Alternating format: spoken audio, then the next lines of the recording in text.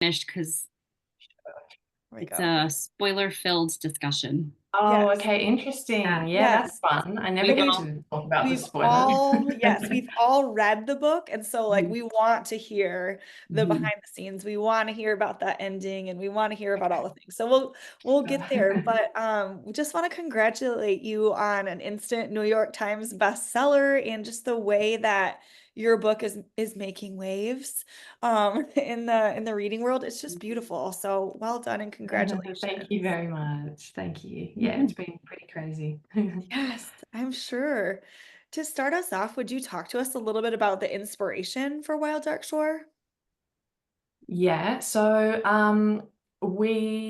yeah, you just were briefly talking about the seed vault. Yeah. I think that was sort of the first little germ of the idea. I was reading about the Svalbard Global Seed Vault and how it had been kind of built to withstand anything that the world could throw at it. But the only thing that they didn't foresee happening was that the temperatures would rise enough to melt the permafrost, and so it started to flood. And it just really kind of piqued my curiosity and got me thinking about the question of what we would choose to save if we had that choice. And so I decided to sort of bring my own seed vault down to a little island I based on Macquarie.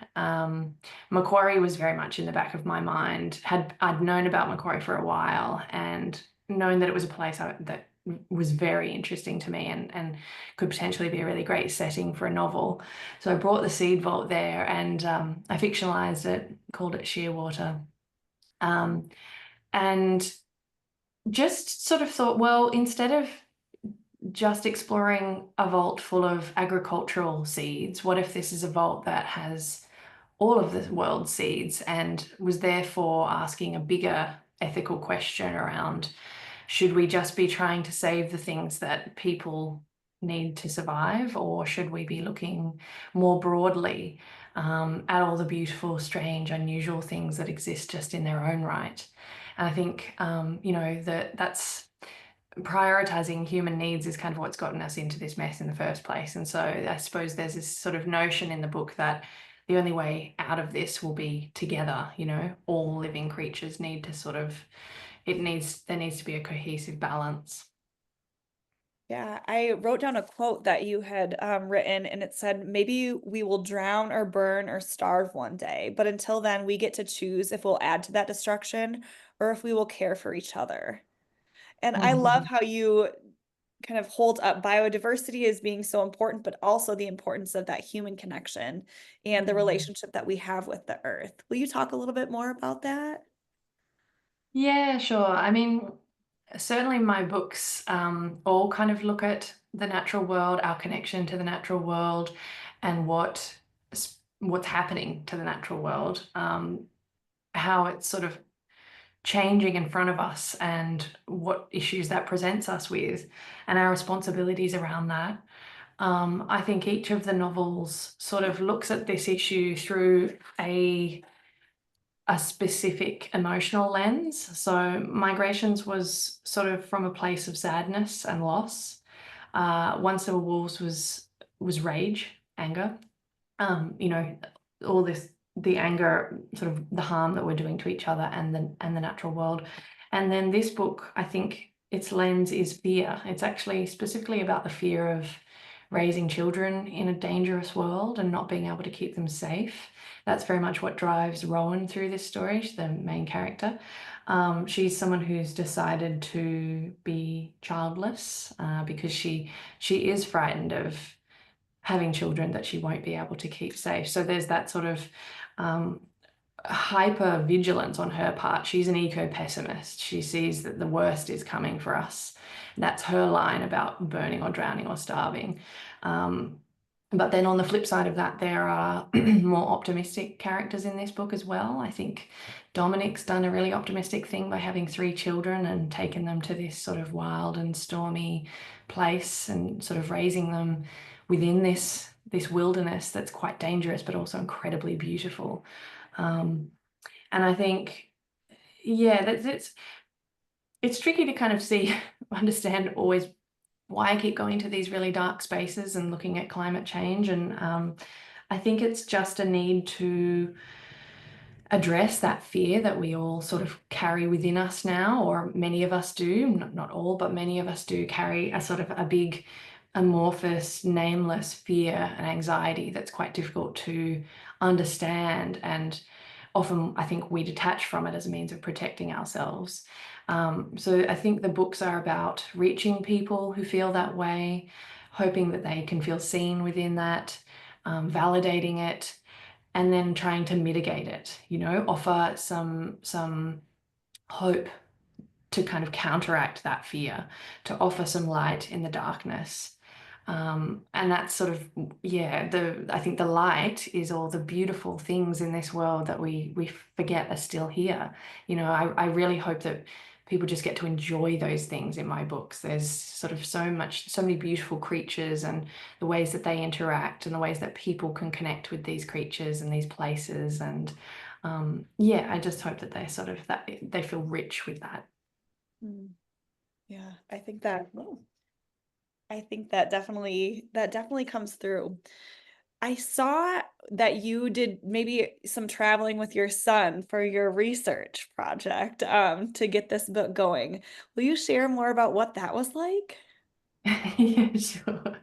So I started writing the book a while ago, like a few years ago. I started it, and then got pregnant and was very, very sick with my pregnancies, and had my baby Finn, and kind of was having to sort of drag myself back to the book. And I started it and threw out the first 25,000 words 4 times, just Oh. wrote and rewrote over and over again. And I was just so disconnected from it. And I realized that the only way to bring it to life and for me to connect with it I had to go to Macquarie. So I hadn't wanted to. It's not easy to get down there. It's sort of quite an undertaking, and I had a baby now. So I looked into it, and there's one boat that goes at one time of year.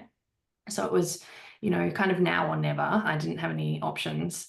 I asked them if they would be willing to take a baby on this expedition. And just fully thinking the answer would be no, but they were like, well, we've never done it before, but why not? Come on down. So we headed down. You go to New Zealand, down to the very bottom of New Zealand, and head off from there. And I remember taking my little baby in his big puffy life vest over to the leader of the expedition. And she took one look at us and just said, oh my God, I told them not to let you come. So that was a very scary beginning to this. But it ended up being really great. We had really great weather. It was quite calm. He didn't get seasick, which had been my main fear. Yeah. And we got down there, arrived at Macquarie, and I climbed down into this zodiac and kind of went across towards this island. I remember it being just so dramatic and sort of unearthly. It's mist shrouded and kind of incredibly beautiful. And you arrive on the black sand beach to just a wall of sound that I never could have imagined, from thousands of birds, thousands and thousands of birds. There are penguins everywhere walking around your feet. They come over and they look up at you. There's baby elephant seals that flop over to sort of sniff and nibble on your boots. Like, it's just extraordinarily wild and rich. And it feels like I just couldn't believe that a place like this still existed. It was, it feels very untouched, and the animals are so trusting of people in a way that you don't sort of find anywhere else in the world. But the crazy thing is that there's still, you can just sort of look over and see, right beside the beaches, these huge rusting metal barrels, which are leftover sort of remnants from the oil trade in the 1800s. And Macquarie was a real hotspot for that because of the richness of the wildlife there. So they would go down there. They wiped out an entire species of fur seal. They nearly wiped out millions of penguins by shoving them in these barrels to boil the oils out, it's so upsetting and distressing to hear about that.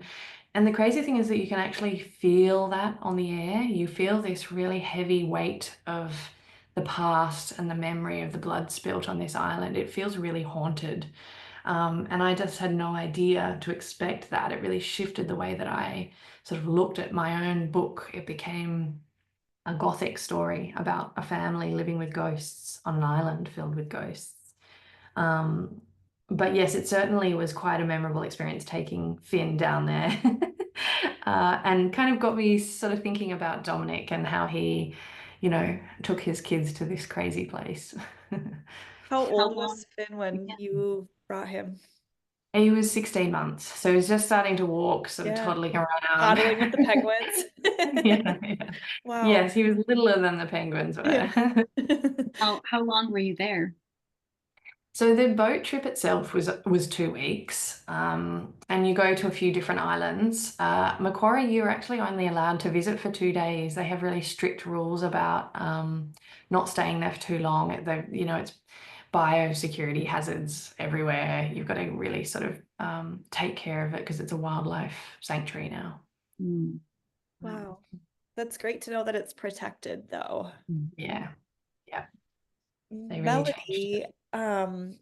Melody has a question. We're going to moderate some questions from readers here too. And again, these are all spoiler filled. Melody just finished the book like 40 minutes ago, so she's hot off the press here.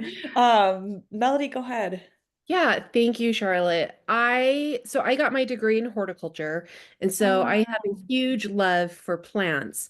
Um, yeah. I'm also very partial to animals. Like I live in Utah, and so I would always see in the news about the wolves. So the once we were wolves, I felt very much of a connection to that just with the news. So my question is, I'm curious to know like what you kind of have mulling in your head of like future ideas for animals, plants, and humans. Um, One that just came to my notice was in South Africa, they're having a problem of too many African elephants, and they're not culling them, and I would never think, why would you do that? But that they're going to eat all of the plants. And so many elephants require, or so many plants are required for the elephants. And so there's so many, I think, juxtaposition like issues of plants and animals and humans. So I'm curious to hear if you have a few spots around the world that you've kind of considered playing with. Um, I was very fascinated with the trembling giant in Utah. You would know about that. You know about Pando, the Oh, yes, the trees. yeah, yeah, Yes. yeah. So that was a big part of what got me into Once There Was reading about wolves and this idea that they could kind of bring that incredible genetically identical forest back to life. Um, I I don't know. I have one big idea that I sort of hook on to, and then that's the thing that just sits in my mind for years at a time. And so that's what happened with migrations. It happened with wolves. It's just happened with Wild Duck Shore and this island and the seeds and all the creatures there. I'm currently trying to work out what my next book will be about. I know that it will be something that sort of spans quite a lot of history and look at how we connect with the natural world over time. So it's kind of an open thing at the moment. I'm actually I've just started my daughter at daycare. She's just turned 1, and so I'll be sitting down at my desk actually from today, trying to just start my research process and figure out what on earth this big crazy book will be about. So feel free to send me any ideas you've got. Oh, and do you just do homework on the internet looking for like cool science animal Yeah, I read a situations? lot of news articles, science articles, lots of books, just try and come across little moments, little facts or details that I can sort of then go, oh, I wonder if there's a story in that. Mhm. Like I read a really interesting article about a man who'd spent his whole life trying to find giant squid, and it was sort of, almost impossible to discover. They're such elusive creatures, and I really loved this article and this man, but I was sort of like, oh, not really sure what the story would be. You know, it's quite a complex thing trying to work out if you can build a whole novel around something interesting. Yeah, definitely curious to see what you come up with next. So Thank you. Charlotte, I feel like you were one of the first authors, at least to me, that was starting out in like the cli-fi, the climate fiction subgenre with Migrations. I think that was kind of Mhm. the first book that I had read that I thought, oh, okay. And then it seemed like after that, of course there's Yeah, more coming. And I think we're gonna see more of that. Um, yeah. it looks like is this your 12th book that is published? Your 12th. Okay. So I went back on Goodreads and I'm like, where has she been all my life? Because I read Migrations and I read Once We Were Wolves. And so then I saw you had a ton of books that were more of maybe like sci-fi fantasy books. Yeah. Will you talk Yeah. about So, those? yeah, sure. So I started writing when I was very young. When I wrote my first book when I was 14. And that's out there. You can read that, which is horrifying for me. And so yes, I wrote I think I did three series of sort of big fantasy sci-fi stories I mean, some of them were for younger kids, some of them were for older teenagers, I would say. And then just kind of reached a point where I think I was writing those because I really wanted to have adventures in my life. I really wanted to have big, exciting experiences, as you do when you're a teenager, sort of starting to become someone. And but I got to I'm not sure when I started Migrations. It must have been, I think I was maybe mid-20s sometime, and I just felt like I suddenly became much more aware of the world around me and what was happening to it, and realized that there were these big, amazing adventure stories that could exist in the real world and what was happening to it. So yeah, I kind of had a big shift in my uh, genre, I suppose, what I was interested in, what I became passionate about. And like I said, I was sort of writing about the natural world and quickly realized that I couldn't do that without also writing about climate change. So I think I sort of stumbled into this cli-fi sort of genre without setting out to do that at all. And as you say, it wasn't new. There were people doing it, but it wasn't recognized as a genre at that point when I was writing Migrations. People were certainly writing about nature and climate change, but yeah, not in the same sort of genre specific way that it's happening now. And so yeah, it was interesting kind of projection to find myself in this kind of quickly growing place. For yeah, readers it just seems to have landed. I think it's because it is an issue that's becoming so important and ever consuming for us. And it impacts everybody. Yeah, that's right. So I think it's a very universal thing. And like you've done, like you said, there's so many different aspects to go at it. And I love that you said you look at it through the different lenses of, fear, especially in Yeah. this book that came through. Um, let's see. Melissa, are you free to ask your question that we're all dying to know? Sure. So yeah, this was fantastic. I loved it. And I was so curious. Rowan is a really interesting character and for a lot of different ways. And I really enjoyed like her arc and her whole storyline. And then the end. And I was just like, Why did I do it? oh, okay. And it felt like that's one of the things I love about reading is being surprised and not seeing something coming. So I had zero problems with it, and I felt like it was a great literary choice. Was that something that you planned from the beginning? Did you know that that was how you were going to play that out? Or is that Yeah. something that just sort of evolved and you tried and played with different possible endings? No, I knew. I knew it was going to happen from the get-go. And actually, it very much informed her and the way that I kind of created her and her relationships. I think she's kind of living on borrowed time. She gets here. I actually had someone reach out and say, my theory is that she's a ghost. She's dead. She arrives on the island and she's died, and because this is a place of ghosts, they can see her. And I love that. It's not how I saw it, but I think she sort of narrowly survives that opening, and there is a sense that she is living on borrowed time, and then she uses this time to bring this family back together, to save them in a way. And I think also, she's sort of very, very deeply impacted by them. She's someone who has chosen not to have children. As I said before, it's because she's frightened of the loss of them, or frightened of just her powerlessness around protecting them.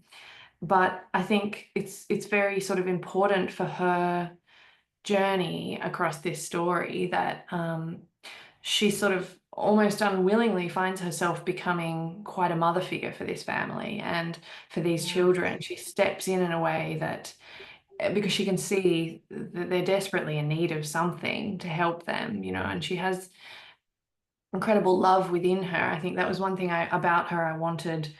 I think it's such a sexist stereotype that women who choose not to have children are these kind of cold, unfeeling people who only care about their careers. It's just not true. There's so many complex reasons why a woman will choose not to have children. And Which so I I wanted. have to say, not to interrupt you too much, but was one thing I really appreciated, because I am one of those people, and I have, Yeah, right. specific reasons, but I love my nieces and nephews and other Yeah, kids that are special to me. So yeah, that's I right. felt that, and I appreciated that Yeah, with her great. Oh, that's character. so. Yeah, I wanted her to be very loving and just sort of, without changing her mind about wanting children, to be capable of loving these children with huge generosity. um, and the book sort of, this main question that it frames is, how far would you go for the people you love? And so she makes the ultimate sacrifice for this little boy who's not hers, but she loves him as though he is. Mhm. Yeah, thank you. I saw on your I think like your book club discussion questions, I don't know if you had written those or not, but one of the questions was about the ending, and you said it was like maybe contentious, or like people on your team were conflicted about it. I feel that too, because I'm like, don't do it. But then I mean, it's so perfect, and I felt like Yeah. It's it too neat if they all, it would be too yeah. easy and happy and neat. I just feel like you'd get to the end and be like, Yes. oh, well, that was, I mean, it's all a bit, I guess it'd be nice, but at the same time, a Yeah, lot less meaningful, I think.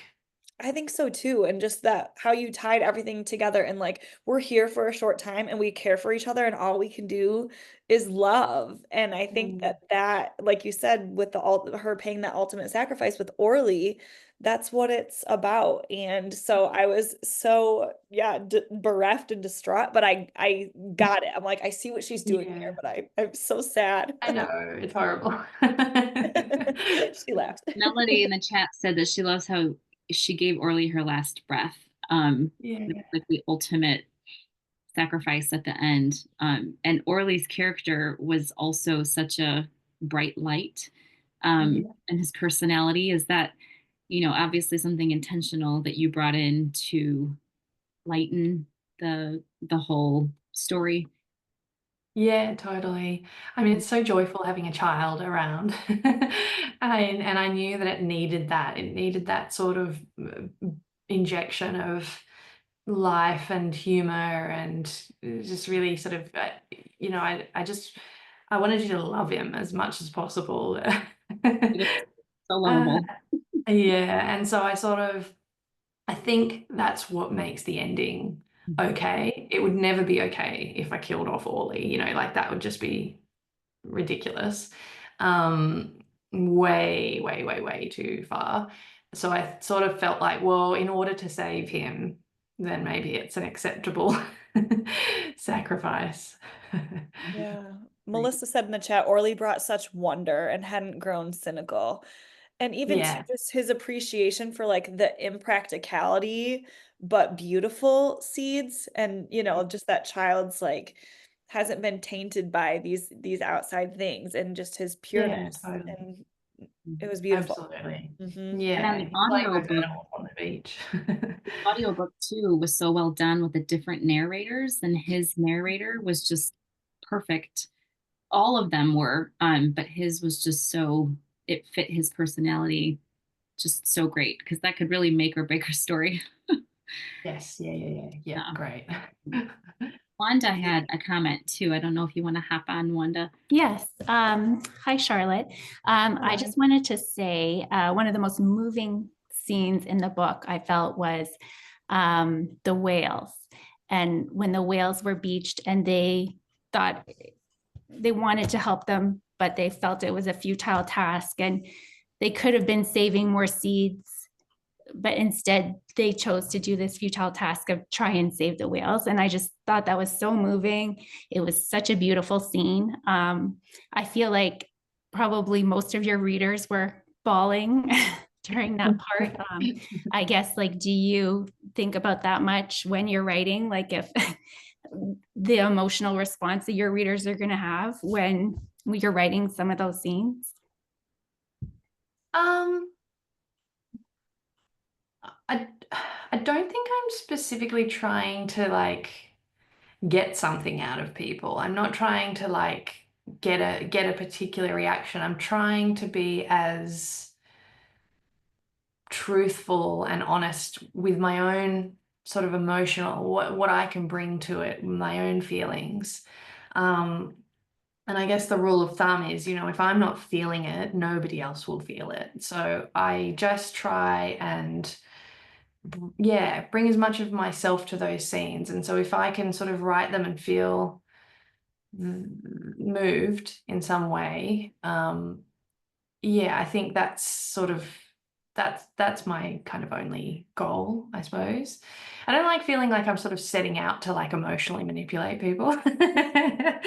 I'm just trying to sort of write, yeah, as truthfully and yeah, with as much sort of rawness as I can.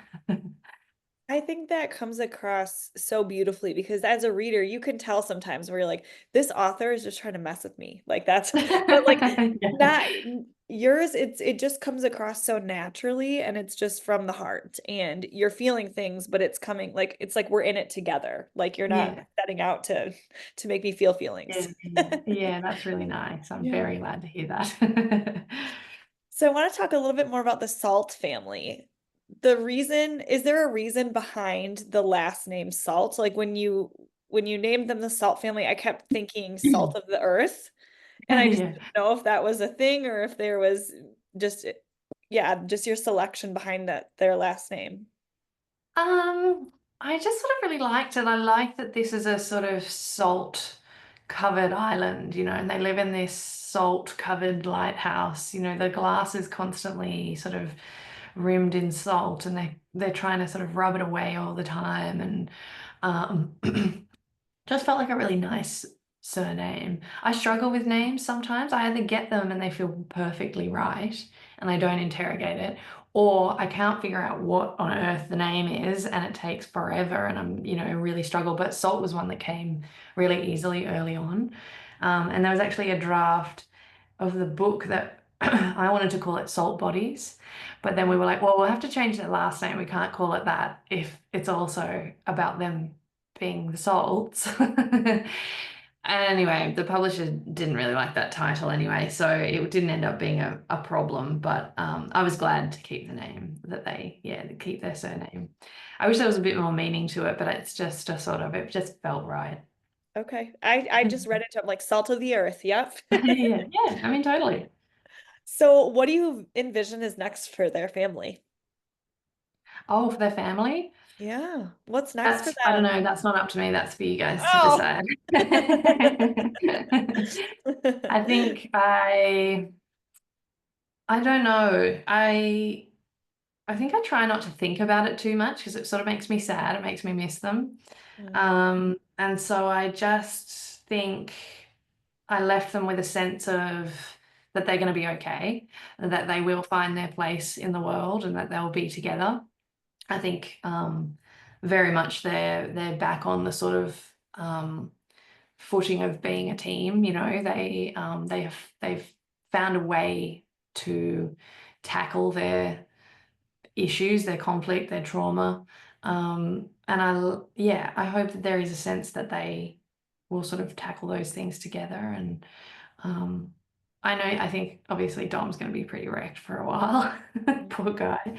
But I think he'll be okay because he's got his kids back. I don't know where they'll wind up. Somewhere beautiful, I think. It's a hard thing to go from living in such a strange, unusual part of the world and then to sort of have to conceive of fitting back into society. That will be a big challenge for them, but I do think that they will find somewhere that's wild and beautiful and feel at home there again. Maybe Rowan's property. Yeah. Okay. Oh, Kristen had a question. Did she have an idea? Do you have an idea in your mind of how far into the future this would take place? I think it's present day. I think it's very interesting that people read it as future. There's nothing futuristic about it, actually. It's just, it's like an alternate setting because I made up the island, but all the stuff that they're dealing with is things that's happening in the real world right now. So, yeah, I think it's present.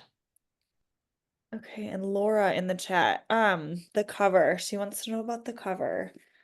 What Yes, inspired the cover? It's gorgeous. I'm curious it is about beautiful. there's other covers as well that I've seen you post about on Instagram, but yeah. Yes, yeah. So mainly that's the American one, and then there's an Australian cover as well.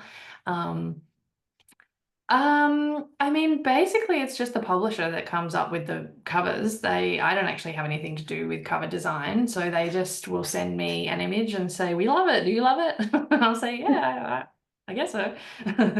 But with this one, luckily, I did actually love it. It's very beautiful. It's a painting. I could probably tell you the author if I go back through my emails. That's okay. The painter, but yes, I think it just really kind of captures that stormy, wild feel. And it's I think the real book, when you feel it, it's got this beautiful raw texture to it, which just kind of feels like it's burning and sort of quite coming alive off that cover. Yeah, it's gorgeous. And to go with the cover too, the title, is that something that was solid from the beginning? Because I think you mentioned just a little bit ago that it was played with, the title a bit. Yeah, the title kind of went back and forward a lot. I had the original title was called The Drift Season, but that was before I wrote it, and it was when I thought that the drift was going to be a much bigger part of the story, and then I wrote it and I was like, oh, it's not actually in here anymore, so I don't think I can call the book that. And then we went back and forward for a while about what it would be called, and couldn't agree on anything. And then, Wild Duck Short just sort of came to me one night. I think I was lying in bed thinking about it, and it just felt, I don't know, it just felt evocative and interesting and just right for it. It matches very well. So Yeah. great. As far as the changes that you made to the story, it sounds like maybe over the years there was a lot of words that sadly were changed up. Were there any other plot points or things along the way that changed? Like, what do you feel like changed most about the book? Well, a lot of those early drafts were trying to figure out whose story it was. So there was a draft where it was just Rowan's point of view. I really needed to get into the other characters' heads, so I scrapped that one, and I did a draft where it was all of them in third person, and then I sort of was missing the first person intimacy, and so I tried experimenting with this kind of slightly experimental third and first, with a little bit of sort of second thrown in for Orly. And just found that it was much more interesting, textural, better pacing. I was able to create really great dramatic tension and dramatic irony, which helped me with the mystery plotting. There was also a draft where I had 3 families living in the lighthouse, and they were, it was very different. This, you know, it was full of sort of life and lots of different dynamics and conflicts, and I was really enjoying that draft actually. The characters were all really interesting, but I just reached that same sort of quarter mark and realized that wasn't doing what I needed it to do. It was starting to feel noisy and chaotic, and actually this was a book that needed to feel quiet. And so it was a bit scary for me, stripping all those other characters away and just focusing on my main 5, because they were so quiet and almost silent in a way, and very loving and kind with each other. And it's sort of like, well, how do you generate the conflict out of that? How do you, you know, where do you find the story among a family that's sort of on the surface at peace with each other? And I just realized that I needed to kind of dig way down deeper and kind of set way much more kind of silent tension amongst them, and let that kind of, the under the water needed to be quite rife with trouble. Did that differ as far as writing, like Once There Were Wolves and Migrations, as far as your process goes? Did the other 2 books feel as maybe like tortured? I don't know if that's the right word for you, as like starting out. Yeah, tortured. Okay. Okay. No, I definitely made I was able to make my sort of simple decisions much more easily with those first 2 books. They kind of I knew what they were earlier on, I think.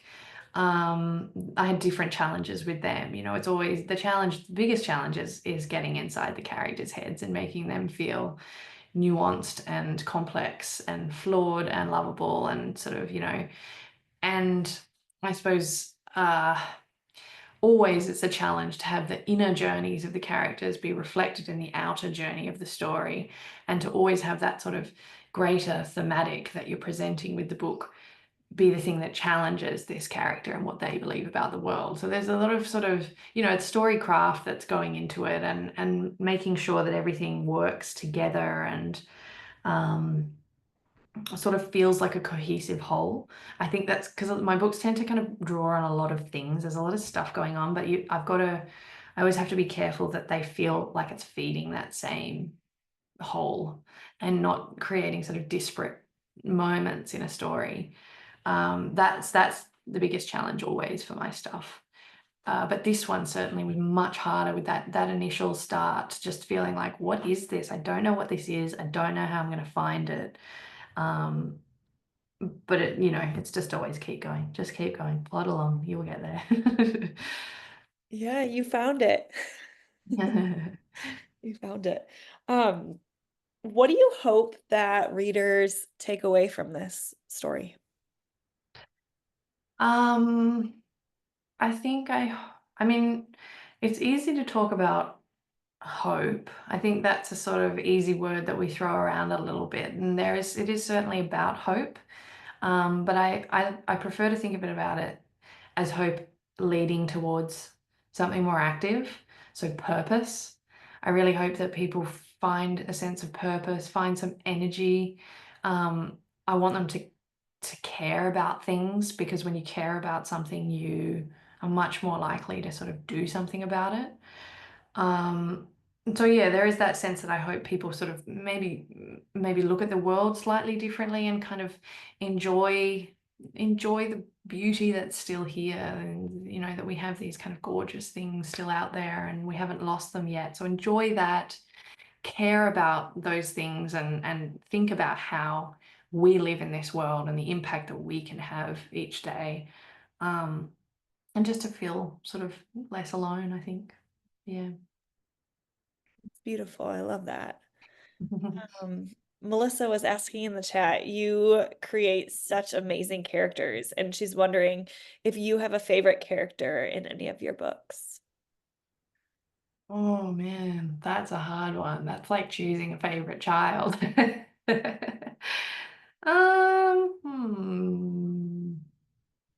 think if I really, I don't know.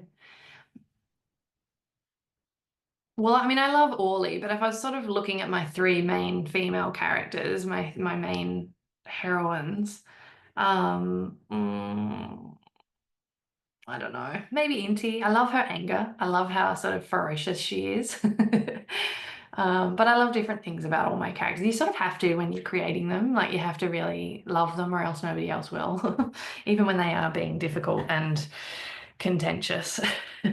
Well, you spend so much time with them too and in their heads, and so yeah. Yeah, totally. Kim said in the chat, the albatross chick surviving gave me hope. Oh, good. Yeah, good. I did not want that little fella to die. No. Yeah, Rowan's a goner, but keep the Yeah, albatross gotta chick. save all the animals. Are you able to share anything that you're reading right now or recently that you have loved? I know this question always like throws people off guard. It's so hard to Yeah, think. I can never think of a single book I've read. Yep. Or anything What you're have I excited about? I really enjoyed The Beasting Oh, quite recently. That was a great book. Loved the characters, and it sort of touches on some climate stuff. But really, it's just a character story. They were amazing characters. I'm really enjoying Claire Keegan's novels. I just recently read Small Things Like These, which I thought was so beautiful and like just powerful, really powerful.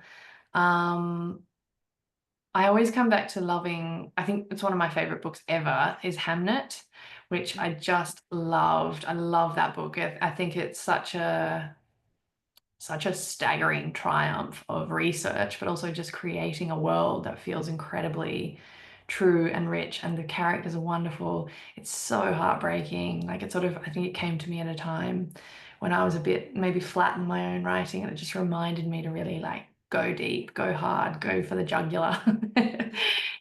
Which she really does in that book. I don't know, so many books all the time. It's can't keep track of them all, but there's some great stuff coming out at the moment. yes. Can I ask a quick question? Sure. Charlotte, I'm headed to Australia this summer for a couple weeks, and I Brilliant. posted in one of my book groups about suggestions for Australian authors, but do you have any favorite Australian authors, especially with that sense of place in Australia? Charlotte Wood is an amazing Australian writer who writes about place. Tim Winton is excellent, and he's just done he's released his latest book is a climate change, well, a cli-fi, I suppose, dystopian sort of book. He's incredible. He's an amazing writer, and he just sort of came out and said, look, I feel like it's my responsibility now to tackle this issue. And it's pretty amazing piece of work. Richard Flanagan, he's classic. There's so many, honestly. Yeah, I need to come back to you about that one. But Jane Harper, if you like crime, she's great. Leanne Moriarty, if you like more sort of fun family dramas. Yeah. So I've read many. all of Jane Harper, and I've read all the Leanne Moriarty that I want to. Yeah. The other Me too. authors you suggested. Richard Flanagan, no one suggested that, so I'll have to add that. I bought Stone Yard Devotional at an indie bookstore here in Oregon, and then I found out it has a lot of mice in it, and I have a rodent. Oh. Okay. Okay, maybe avoid that one then. Try Tim Winton. He's amazing. He's really great. I will, yeah. I yeah. added him to my list, so thank you. Yeah. His classic one is Cloud Street, if you want to kind of go back to the really kind of, like we have to study that in school. It's sort of our main book in Australia. Interesting.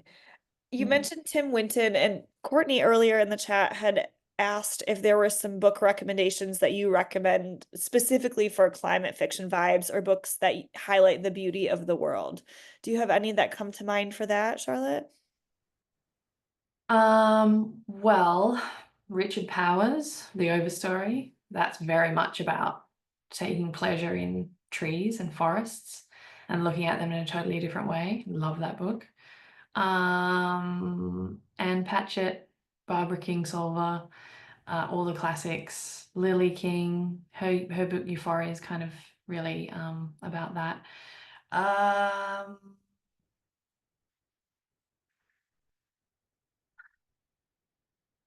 No, yeah, probably. I mean, I would say those are the sort of main ones that are popping into my head.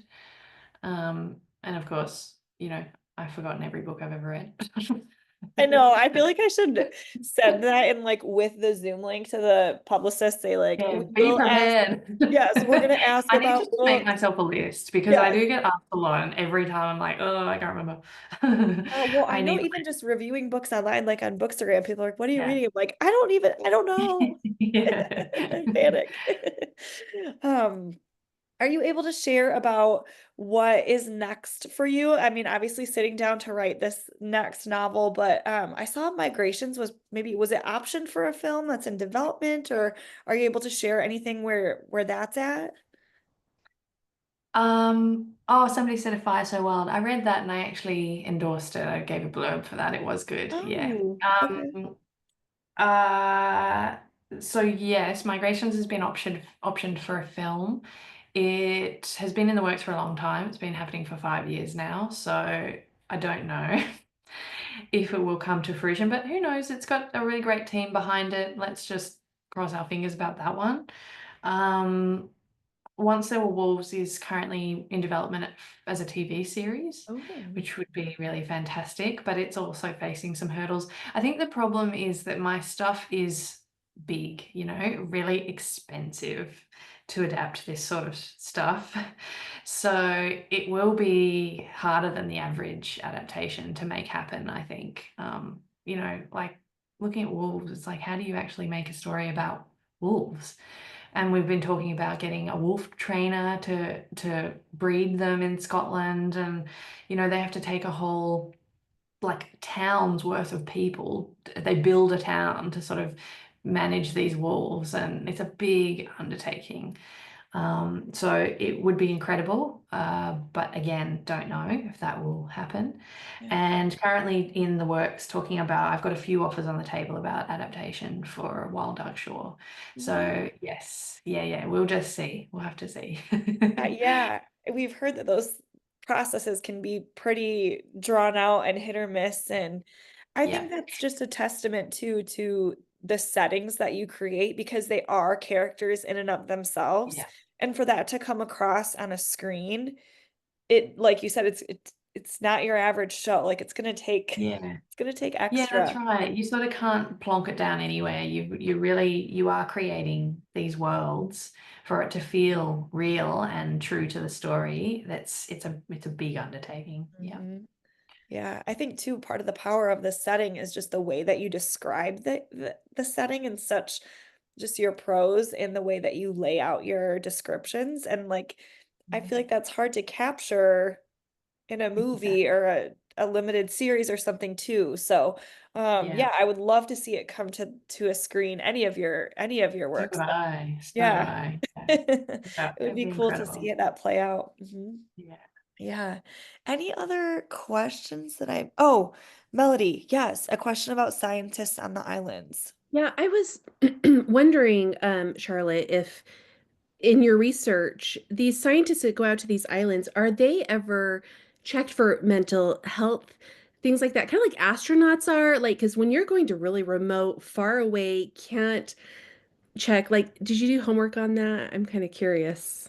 Yeah, well, that was one of the first things that I heard about Macquarie is that it had a base of science. It was uninhabited apart from a base of scientists, and the remoteness of this place, the isolation of it, has a big weight, and they are closely monitored for their mental health. They do frequent check-ins. with mental health professionals. That's like a big thing for them there. And also like there was this really weird, creepy story that came out of Macquarie, and I don't know, I cannot get to the bottom of whether it's true or if it's just an urban legend because it's so sort of creepy down there and isolated. But there is this, I don't know, there's a story, whether it's true or not, about a person hanging themselves off the fuel tanks there. So it's got this really like dark feel in terms of its impact on the psyche. And that was the first thing that I found out about Macquarie, and I was instantly kind of hooked on this place. Like, wow, like that it is incredible that a place could have such a full-on impact on people and their well-being, you know. So yes, I was very aware of that and wanted that to kind of come across in the book. There is a big emotional burden on the people that live there. And in your homework, like how long would scientists be allowed to be on this island, like in a remote temperature? I know the temperature. Well, I think most people only sort of choose to be there for a year.